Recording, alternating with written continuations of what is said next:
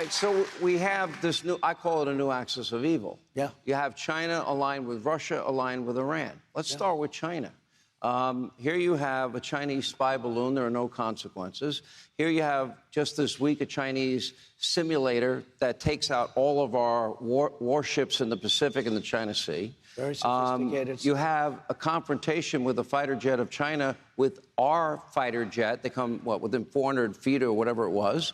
Joe Biden's defense secretary wants to meet with their defense secretary, and they basically give Joe Biden the middle finger and say no. And you see that there's a growing Cold War with China, who's aligned with two other hostile regimes. And I got to believe that's not a good situation for America right now because, you know, Putin seems to have no qualms about taking down a drone out of the sky. No consequences for him, no consequences for China. What would you do? So we had a great thing with China, and until COVID came in, then I didn't even want to deal with them. But I had a great relationship with President Xi. But I was charging them tariffs, and if I didn't do it, because they were dumping steel like nobody's ever seen anything like it before, destroying our steel mills and our steel plants. And I put on a 50% tariff, and all of a sudden our steel industry was doing good. I did it for washing machines. I did it for dryers. I did it for a lot of things because they were destroying a lot of our businesses.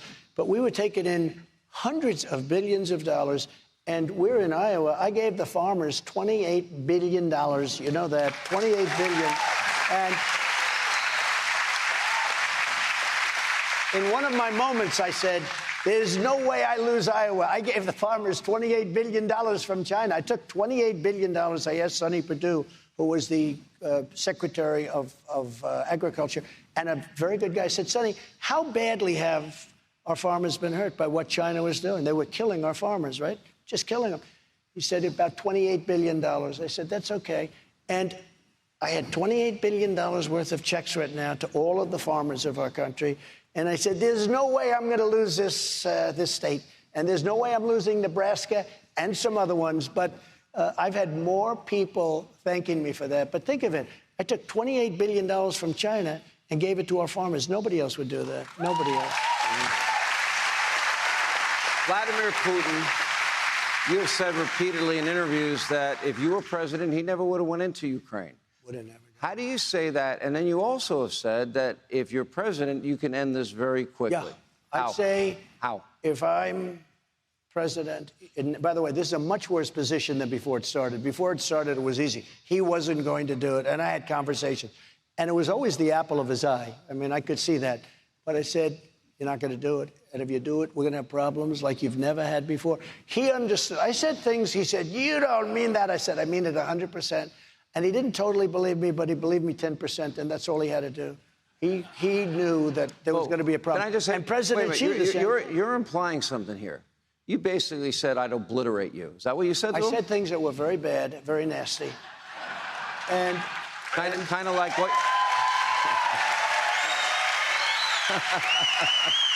And, you know, honestly, I got along. And he said, you don't mean that. It had to do with Moscow. He said, you don't mean that. I said, I do. I'll never talk about it again, but I do. He said, you don't mean it. You don't mean it. And we then went on to other subjects. But I don't think he believed me, but he believed me 10%. That's all he had to believe me. 5% would be good enough.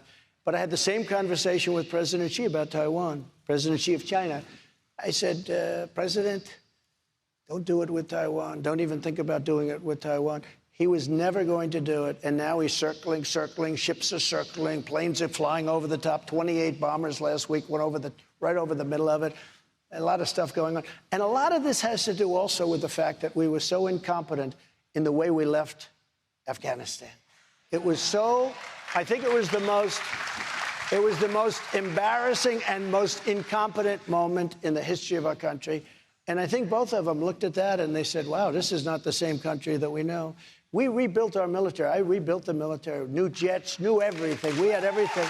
And they gave away $85 billion worth of the best equipment in the world. Nobody can even believe it. The biggest, I mean, they're the biggest seller of equipment. They're the biggest, right after us, Afghanistan. Can you imagine? Afghanistan is one of the biggest arms merchants in the world because they don't need 700,000 guns and rifles, 70,000 armor-plated trucks and different things, but millions of dollars for some of them. 700,000 arms. Think of it, rifles. 70,000 trucks. There's not a used car lot in all of Iowa or in all of the country probably that has more than 500. These people had 70,000, and some of these are, a big, heavy armor-plated stuff for the roadside bombs. Soleimani, Soleimani was not good. That situation was taken care of. And al-Baghdadi was not good, and that situation was taken care of. But we did a lot. Our military is great. A lot of things going on with our military, with the woke and all this nonsense. They're not learning to fight and protect us from some very bad people. They want to go woke. That's all they talk about now. I see letters that are being sent. It's horrible. I mean, it's really a serious problem. That would end immediately. But when you look at what we did, right. we rebuilt our military. We added Space Force. Everyone said, oh, Space Force, what is that all about? When they came in, Biden wanted to end it. He said, what is this, a game?